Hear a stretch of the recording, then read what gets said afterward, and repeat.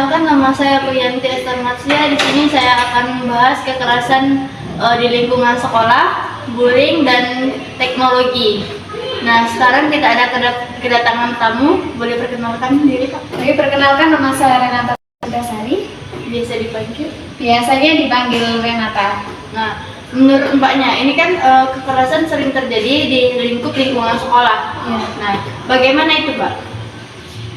Ini membahas tentang kekerasan ya. Ini kekerasan antara guru ke siswa atau antara siswa dan siswa ya, Mbak? Antara guru ke siswa dan siswa ke siswa.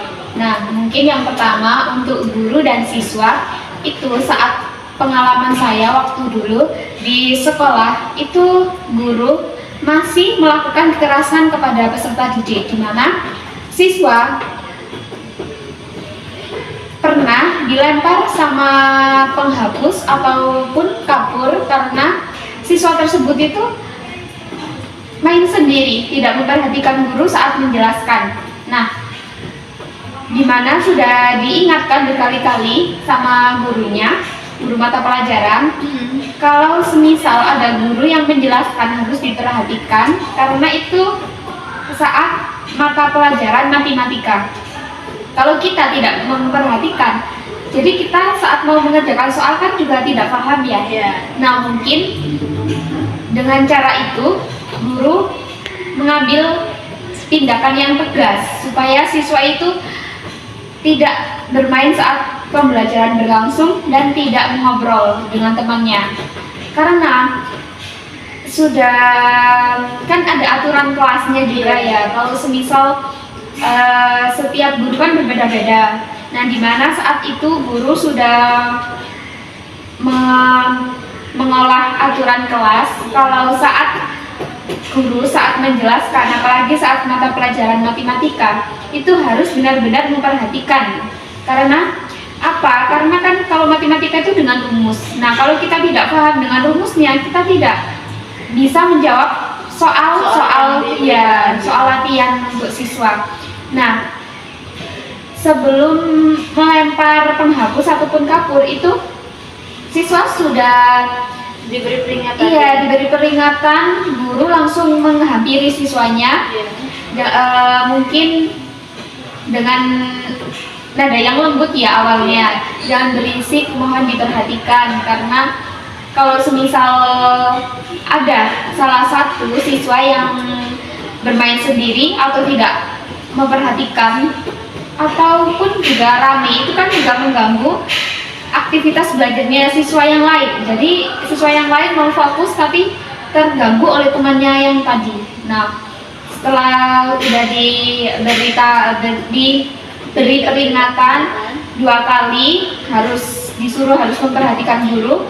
Nah, di situ siswa masih asik mengobrol aja, masih bermain sama temannya. Nah, langsung mungkin gurunya itu terlalu Emosional. Emosinya kurang terkontrol. Jadi pas kapur dipegang saat menulis langsung dilempar. Tapi terkenanya di tangan siswa. Nah, mungkin itu termasuk juga kekerasan. Dan yang kedua itu kan tadi ada juga penghapus ya yang dilempar. Karena sama kasusnya, siswa ramai sendiri dan disuruh maju ke depan kan. Kalau semisal siswa tidak memperhatikan, disuruh maju ke depan harus mengerjakan soal.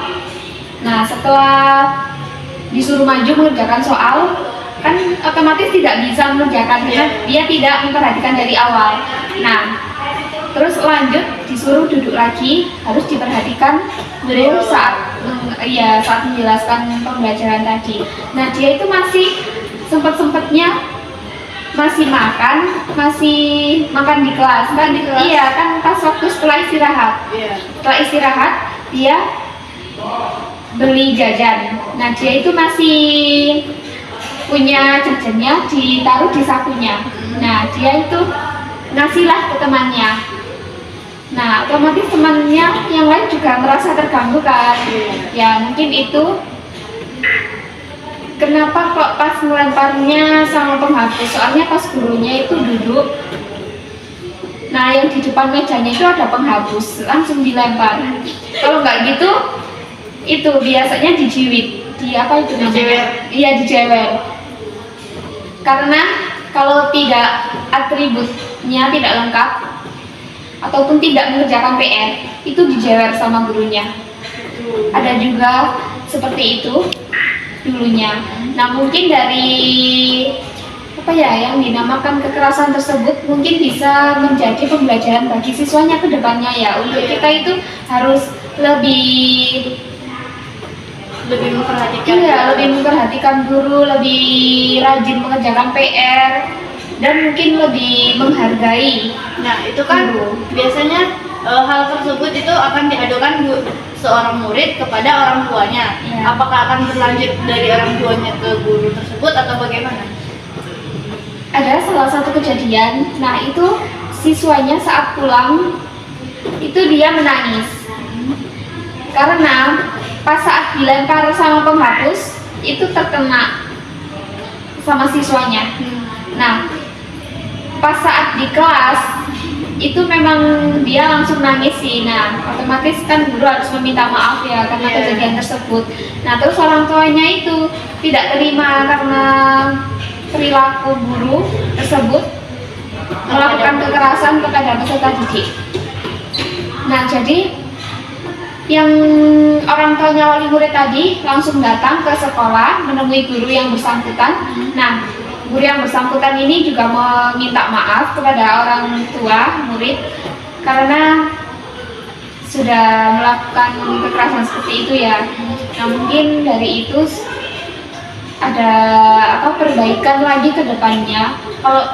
Kalau siswa misal ramai di kelas jangan melakukan hal yang seperti itu lagi, harus diperbaiki, entah itu diberi hukuman tapi yang mendidik. Yang mendidik itu apa? Yang tidak melakukan kekerasan atau yang berlebihan pada peserta didik. Nah, begitu Mbak. Nah, di situ kan hal tersebut itu sudah memicu yang namanya konflik ya Pak ya. Nah, apakah guru tersebut diberikan sanksi atau bagaimana? Berhubung guru tersebut satu kali ya, satu kali masih melakukan seperti itu, jadi diberi peringatan terlebih dahulu dari antara guru lainnya. Nah, jadi kan setelah sekolah selesai itu kan biasanya guru itu melakukan rapat ya. Nah, itu mungkin saat itu guru tersebut diberi peringatan terlebih dahulu. Nah, kalau melebihi 3 kali, nah mungkin diberi sanksi yang lebih Parah Iya. atau bisa dikeluarkan ya Mbak? iya, bisa jadi seperti itu Mbak. Nah, itu kan hal-hal itu kan sering terjadi nih di lingkungan sekolah, dan juga kan mengenai anak-anak kan juga sering terjadi membuat kericuhan atau keributan atau suatu kekerasan bagi anak-anak sendiri. Itu bagaimana Mbak? Kalau semisal keributan antara siswa dan siswa ya, Iya. mungkin itu yang saya alami tentang kasus bullying. Sama tahu kan?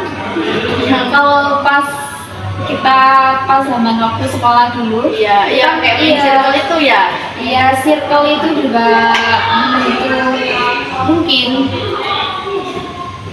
dimana saat siswa mengolok-olok temannya atau mengejek temannya, itu kan termasuk pembulian juga. Nah, kenapa anak yang pembuli dan anak yang dibully ini kok bisa yaitu membuli anak tersebut? Karena anak tersebut itu anaknya pintar, anaknya rajin, dan tapi dia itu fisiknya gemuk ya, dia gemuk.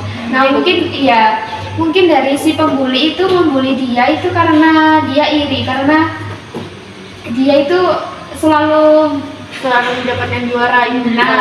benar sekali, selalu mendapatkan juara di kelas. Jadi siswa yang membuli tadi mungkin dari kejadian tersebut bisa mematahkan semangat yang anak yang dibully tadi. Itu selang berapa kali ya? Mungkin lebih dari 3 kali sih. Lebih dari 3 kali. Iya, Nah, membuli anak tersebut. seharusnya itu kan udah termasuk ke dalam yang namanya lingkup BK ya, Iya. dimasukkan ke dalam buku BK ya. Iya. Nah, karena yang di sekolah-sekolah atau dimanapun itu yang namanya ada yang namanya BK yang akan mengurus anak-anak yang melakukan perkelahian atau melakukan kekerasan atau suatu rasis yang ada di dalam lingkup lingkungan sekolah tersebut. Karena sekolah itu kan adalah rumah kedua bagi siswa atau bagi siswi untuk melakukan kegiatan-kegiatan yang akan dilakukan di sekolah maupun belajar, bermain dan sebagainya. Nah, di situ apakah guru BK tersebut tidak bertindak atas kejadian tersebut atau sudah bertindak tapi anak tersebut tidak tetap melakukan hal itu? Pastinya setelah kejadian tersebut itu kan ada ketua kelas. Nah, Iya. ketua kelas itu melapor kepada guru BK, di mana selanjutnya guru BK langsung mengambil tindakan yang anak kedua tadi yang pembuli sama yang dibully dihadapkan ke ruang BK. Nah, di mana anak tersebut ditanyakan permasalahan awalnya itu seperti apa, udah terjadi berapa sering, berapa kali melakukan tindakan pembulian. Mungkin setahu pengalaman saya yang dulu itu dia bilang kalau dia membuli dia itu karena ya itu tadi dia iri karena dia itu pintar dan mengejek juga dia, tapi itu beda orang. Kalau yang ini cuma iri karena dia pintar. Nah, mungkin dari ejekan itu siswa yang dibully itu tadi merasa terpuruk kondisinya, mungkin sudah untuk belajar pun malas kan ya kalau semisal udah dibully kayak gitu kan, itu mengganggu emosional siswanya juga. Nah, tindakan yang diambil guru BK itu yang pertama dicari tahu dulu penyebabnya apa. Nah, dari siswa tersebut yang pembuli tadi ternyata dia memiliki masalah pribadi di rumahnya. Nah, di rumahnya itu orang tuanya sering bertengkar. Oke, broken home. Iya, lebih tepatnya broken home. Dan orang tuanya kan pisah, dia itu tinggal sama neneknya. Ya, mungkin dari pertengkaran tersebut dan kesulitan ekonomi membuat siswa yang pembuli tadi itu iri sama temannya yang dapat juara, dapat iya, dari dia itu sekolah ingin gitu. memperlihatkan kepada orang tuanya kalau dia itu bisa. Nah, mungkin dari permasalahan keluarga seperti itu membuat siswa itu kan kayak memikir terlalu banyak beban ya, masih mikir yang di rumah seperti itu, tidak fokus belajar, kurangnya peran orang tua ya, mungkin seperti itu.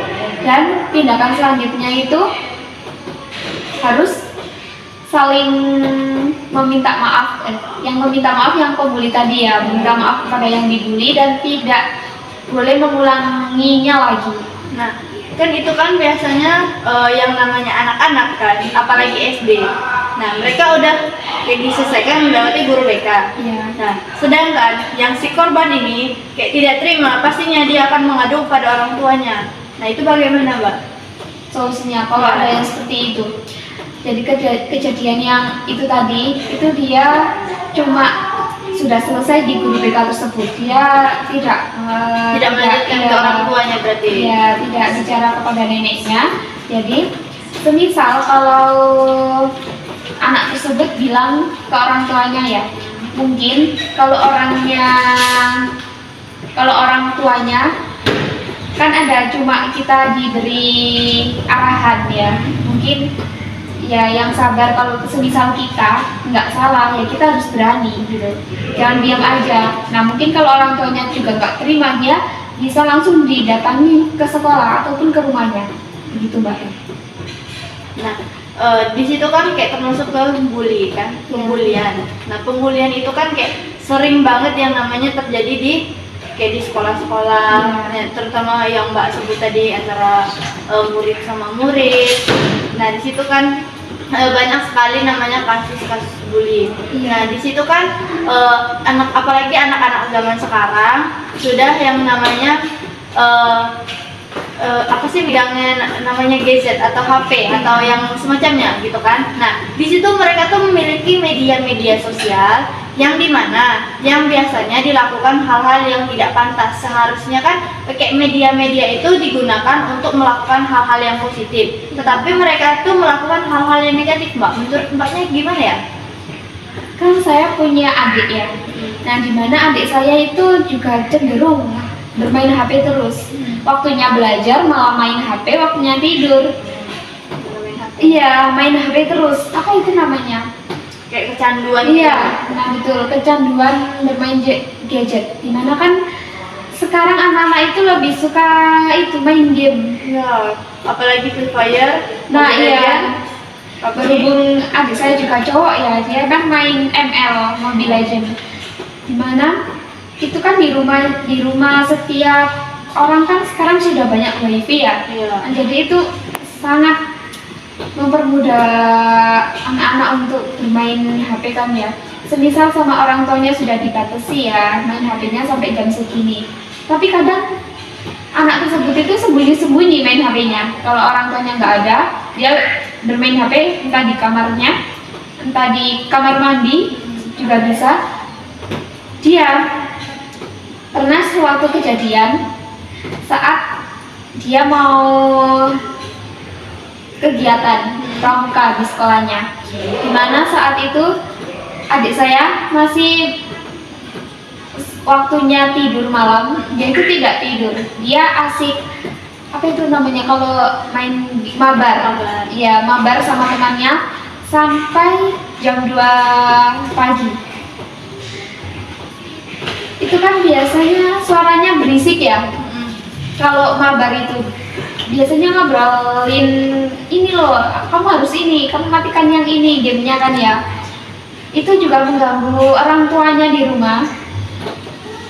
Dan pada saat itu orang tuanya itu udah terbangun kan dari tidurnya. Nah itu kok masih terdengar suara anaknya itu berisik di kamarnya. Nah langsung dihampirilah ke kamarnya. Ternyata anak tersebut belum tidur. Nah setelah kejadian itu dia disuruh tidur. Ternyata pas waktu kegiatan itu kan harus kumpul jam 7 pagi. Iya. Dia kesiangan. Lalu nggak ikut lah. Ikut tapi dia terlambat. Ya rumahnya lumayan jauh dari sekolahnya. Jadi waktunya perjalanannya hampir 20 menit. Nah jadi kejadian itu orang tuanya memberikan peringatan tegas kepada adik saya itu, karena kalau orang tuanya cuma nggak memberikan Suatu hal yang positif gitu. nah iya, kalau nggak memberikan suatu hal yang positif kepada anaknya, dia akan cenderung begitu. Dimana dalam bermain game itu kan ada perkataan kotor juga ya. Kalau kalah itu emosinya seperti apa kan kayak sekarang hal iya. yang negatif gitu ya. Nah, dari kejadian itu anak tersebut diberikan peringatan tegas. Kalau semisal malah dibatasin sekarang ya. Kalau semisal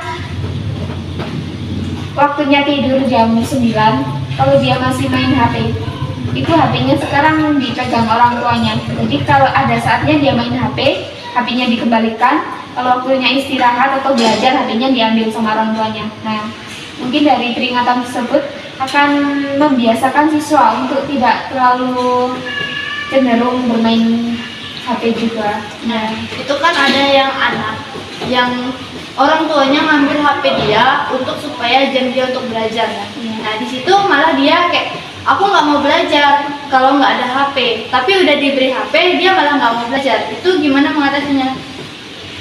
Mungkin itu kita harus menjadi contoh dulu ya kepada anak tersebut.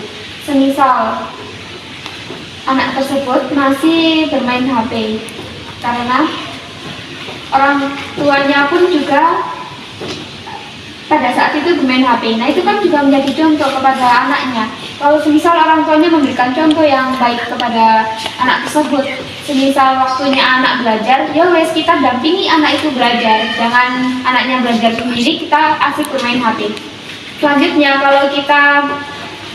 kalau anak tersebut sudah didampingi belajar, nah kita kan sudah tahu kalau oh iya anak ini sering bermain HP itu karena udah kecanduan bermain game ya. Kalau semisal sudah diambil HP-nya, terus kita dampingi terus anak belajar. Jangan biarkan anak tersebut itu belajar sendiri.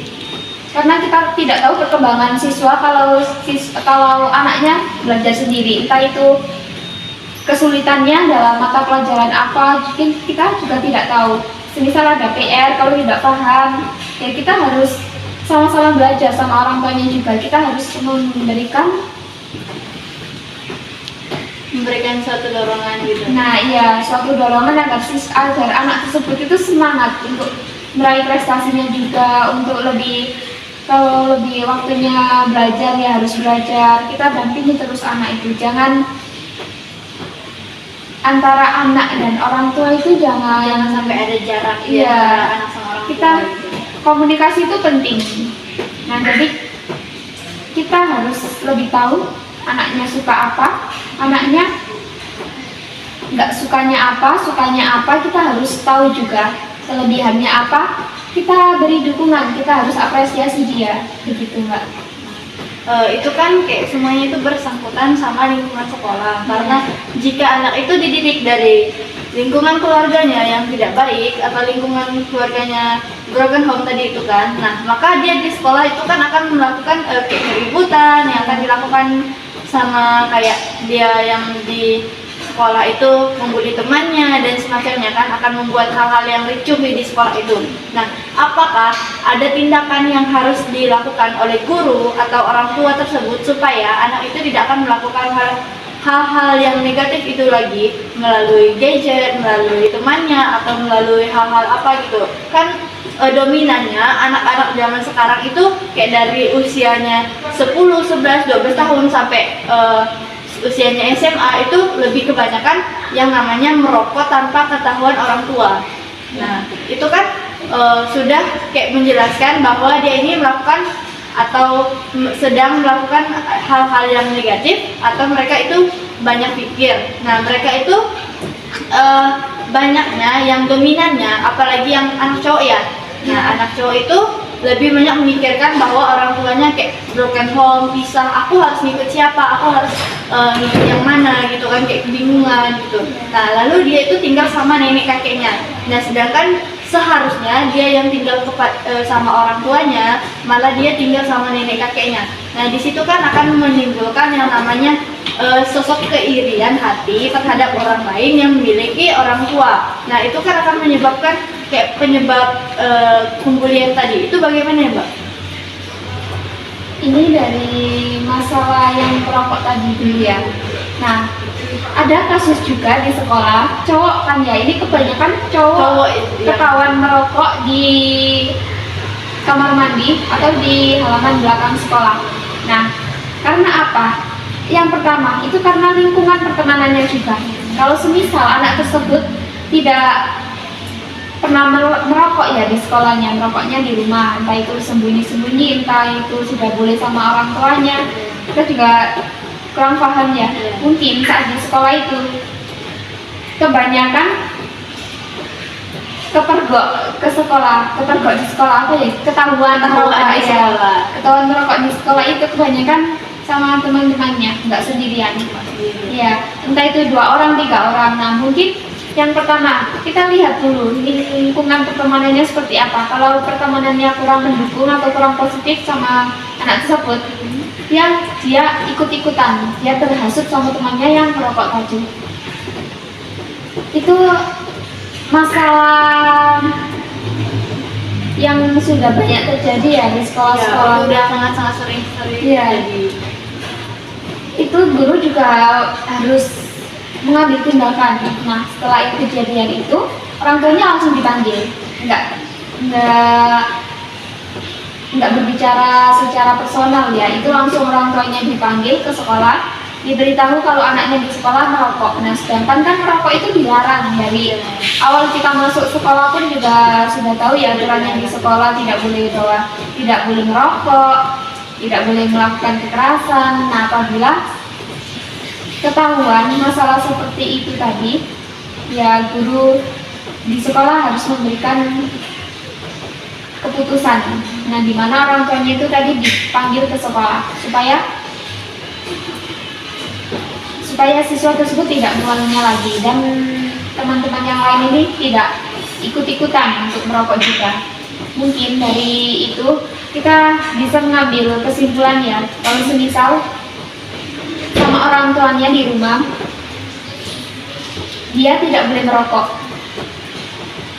tetapi saat keluar rumah, nah kita orang tuanya pun juga nggak tahu ya dia di luar rumah itu dia main ke temannya atau cuma nongkrong ngopi atau sambil merokok. Nah, semisal anak tersebut sudah tidak pernah diberikan rokok. Nah, apabila di teman yang tadi dia sudah sudah terbiasa merokok. Nah, anak yang merokok tadi memberikanlah kepada si anak yang belum rokok sama sekali gitu.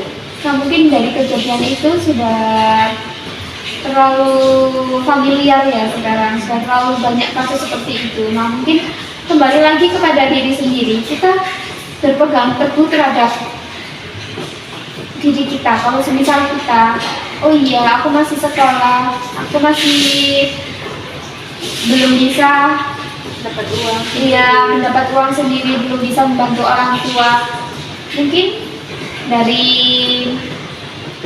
situ siswa juga kasihan kepada orang tuanya kalau melihat anaknya tersebut kalau memiliki kasus di lingkungan sekolah yang seperti itu tadi. Dan yang kedua tadi itu mengenai kasus tergantung juga dengan yang di kasusnya itu, kayak saya rasa udah dijelaskan banyak semuanya ya, udah terkait dengan itu semua. Nah, jadi kesimpulannya dari yang tadinya kekerasan di lingkungan sekolah, terus kekerasan antara guru dan murid, antara murid dan murid, terus bullying, terus kasus merokok yang diketahui di lingkungan sekolah yang sering terjadi. Nah, dari situ bahwa di pendidikan kewarganegaraan ini mengajarkan kita bahwa sesuatu hal itu dimulai dari hal yang positif, jangan dimulai dari hal yang negatif. Bahwa semua hal itu terdiri dari diri kita sendiri, dari nilai kita sendiri. Jika kita bisa melakukan hal itu, maka kita bisa menuangkan hal positif itu kepada orang lain. Nah, gitu ya Mbak? Iya. Nah, yang lebih pentingnya lagi, di sekolah kan kita juga diajarkan yaitu pendidikan karakter sejak dini ya. Mulai dari sifat, ya rasa empati, kerjasama, dan toleransi. Nah, mungkin pendidikan karakternya itu lebih ditingkatkan lagi ya. Untuk siswanya itu benar-benar harus mempraktikkan kehidupan nyata. Ya, bukan hanya di dunia gadget atau di dunia HP yang kayak yang disebutkan tadi, kayak itu adiknya Mbak tadi itu kan. Iya, jadi tidak cuma memahami saja, tapi kita harus memperhatikannya kehidupan nyata. Kalau kita itu setiap perbuatan kita itu ada konsekuensinya, ada imbalannya. Iya. Untuk podcast kali ini terima kasih ya Mbak udah datang ke sini. Jadinya Mbak Renata, Chef Renata. Iya, sama-sama Mbak. Makasih telah meluangkan waktunya untuk podcast saya yang mungkin berbagi pengalaman untuk kesekian kalinya ya Mbak ya. Terima kasih. Iya, sama-sama Mbak.